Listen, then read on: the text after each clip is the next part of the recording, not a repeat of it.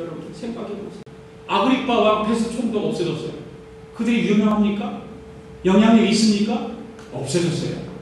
그러나 그런 영적으로 새롭고 영적으로 육신의 일은 정말 부패하고 영적으로는 강한 그런 사도 바울은 지금까지 우리에게 큰 영향을 주고 있지 않습니까? 아무도 베스토 총독 아그리빠 왕은 기억해주는 사람이 없어요. 왕관을 벗으면 그냥 헛개입니다. 그들은 겉은 화려하지만 속은 텅 빈 강정과 똑같은 것입니다.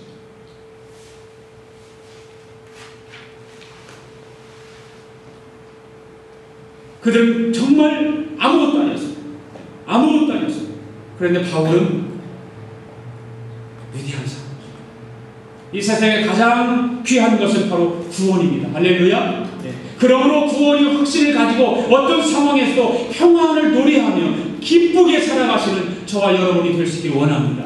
네. 날마다 구원의 노래를 부르고 있어요. 네. 그리고 기쁘고 평안한 가운데 살아가요. 그 다음에 마지막 세 번째로 어떻게 성도가 성도답게 매력적으로 살 수 있을까요? 거룩한 자존심을 가져야 합니다. 할렐루야. 30절 31절 시작. 왕과 총독과 베니게와 그와 함께 앉은 사람들이 다 일어나서 물러가 서로 말하되 이 사람은 사형이나 결박을 당할 만한 행위가 없다더라.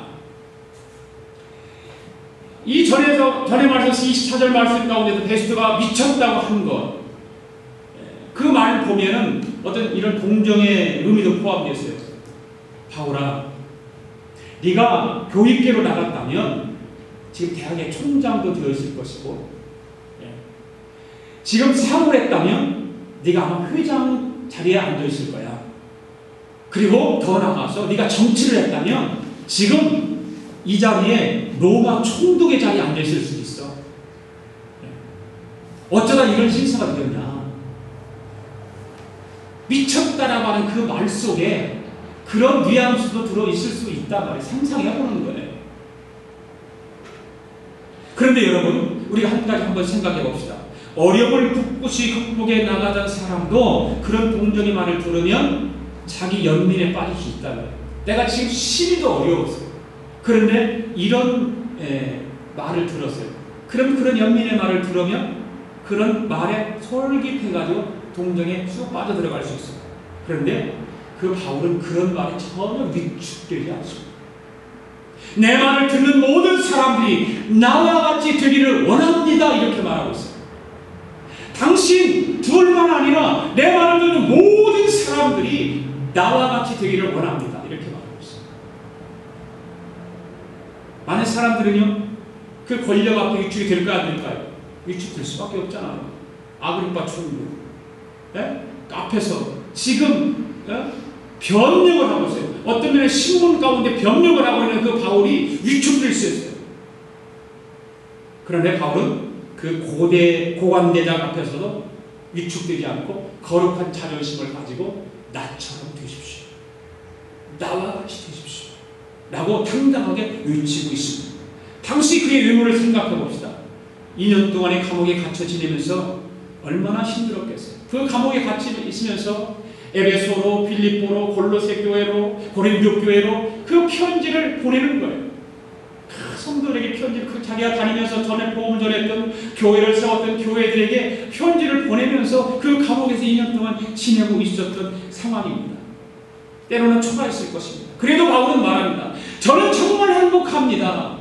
내가 비록 육신이 고기 갇혀있지만 나는 행복했었습니다. 그래서 가는 곳마다 복음을 전했습니다. 이 일은 정말 복된 일입니다. 여러분들도 나처럼 되어보십시오. 여러분, 이러한 신앙이 거룩한 자존심을 가진 성도가 아닐까요? 아까 바울의 모습을 우리 영화를 통해서 보았습니다. 베스토 총독 앞에서, 아그리빠 왕 앞에서 당당하게 서서 자기가 만났던 예수 그리스도를 당당하게 전하는 그 바울의 모습을 보면서 이것이 거룩한 자존감이라는 것입니다. 저와 여러분들 이런 거룩한 자존심을 가질 수 있기 원합니다. 누구 앞에서도, 어떤 두려움 앞에서도 내가 만난 그 예수 그리스도를 전할 수 있기를 바랍니다. 가끔 보면 어떤 분은 사회적으로 아주 훌륭한 사람인데도 몸과 마음을 다 바쳐서 교회에서 종처럼 섬기는 사람이 있잖아요. 참 세상에 나가면 정말 대우받고 세상에 나가면 존경받는 그런 사람들이 교회에 나와서 정말로 종처럼 섬기는 사람, 극심한 고난 중에서도 기쁨을 잃지 않고 변함없이 자기 자리를 지키고 교회에 충성하는 사람, 그런 사람들을 볼 때 세상은 뭐라고 그럴까요? 세상 사람들은 그 사람에게 저 사람 미쳤어.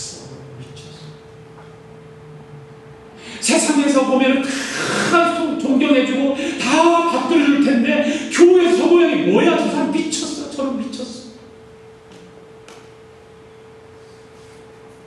여러분들이 만약에 그렇게 미쳤다라고 하는 소리를 들었다면 이렇게 말하십시오. 아닙니다. 나는 멀쩡합니다. 당신도 나처럼 살아보세요. 이것이 얼마나 행복한 삶인 줄 아세요? 얼마나 기쁨의 삶인 줄 아세요?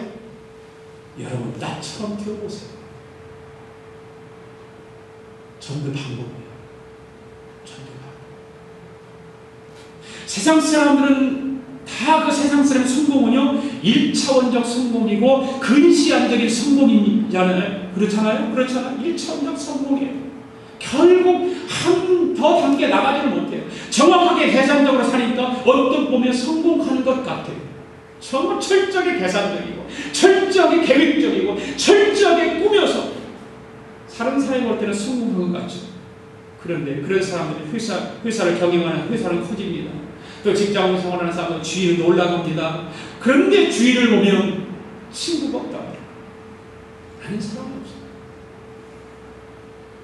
동료가 주변에 없어요. 그래서 목표에서는 성공했어도 인생에게서는 실패했다는 거죠. 내 목표는 성공했을지 모르지만 인생은 실패한 거예요. 요즘 젊은이들이 그렇게 살아가는 사람 많잖아요. 그 목표만 향해서 열심히 달려가는 거예요. 주위에 아무 있던지 말든지 상관없어요. 그러면 성공이 최고라고 생각해요.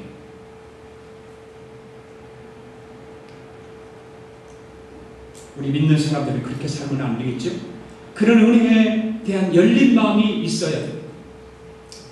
성도다운 성도는 어떠냐면 성공해도 진짜 성공을 합니다. 왜 그렇습니까? 은혜를 앞세우니까. 할렐루야. 늘 은혜를 앞세우면 내가 조금 더디게 성공의 길을 간다 할지라도 주변에 많은 사람들이 생기잖아요. 왜? 은혜로 나가니까. 뭐든지 은혜로 받아주고 은혜로 말을 하고 은혜로 행동을 하고 은혜로 삶을 살아가니까 주변에 사람들이 많이 생기는 거예요. 바울은 총독왕 앞에서도 죄수의 신분으로 말하자면 나처럼 되십시오. 얼마나 당당합니까? 아까 봤잖아요. 당당한 모습. 전혀 귀가 듣지 않고 전혀 위축되지 않고 당당하게 왕 앞에서 말하고 있는 그 바울. 그때 신문이 다 끝났을 때에 왕과 총독이 뭐라고 합니까? 뭐라고 하죠? 이 사람은 죄가 없다.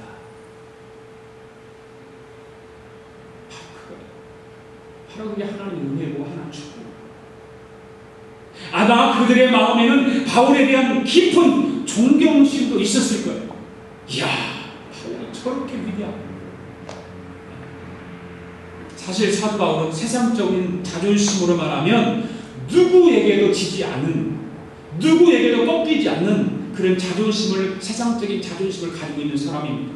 그는 베냐민 지파였습니다. 로마 시민권이었습니다. 골수 분자 바리새인이었습니다. 율법으로는 거의 흠잡을 수 없을 정도로 완벽한 사람 중에 한 사람이었습니다. 그런데 유대인들이 감히 바울을 그렇게 할 수 있을까요? 그런데 예수님을 만나고 난 이후에 바울의 삶은 어떤 거예요? 그 모든 위대한 세상적으로 보면 세상적인 그 자존심은 다 배설물로 여겼다라고 고백하고 있잖아요. 다 배설물로 여겼어요. 내가 세상에 그동안 잘 나갔던 것, 인정받았던 것, 세상 사람들이 나를 떠받들어줬던 것 다 뒤로하고 오직 바울에게는 예수님만 있었다는 거죠. 예수님만 자랑하고 예수님을 아는 지식을 가장 고상하게 여겼다라고 바울은 고백하고 있습니다. 여러분, 예수님을 바로 알면 고상한 사람이 되지만 바로 알지 못하면 더 자기의 것만 찾고 더 자기 것만 생각하고 아주 치사한 사람 되는 거예요. 따라서 해볼까요? 예수님을 바로 알면 고상한 사람이 되지만 예수님을 바로 알지 못하면 더 자기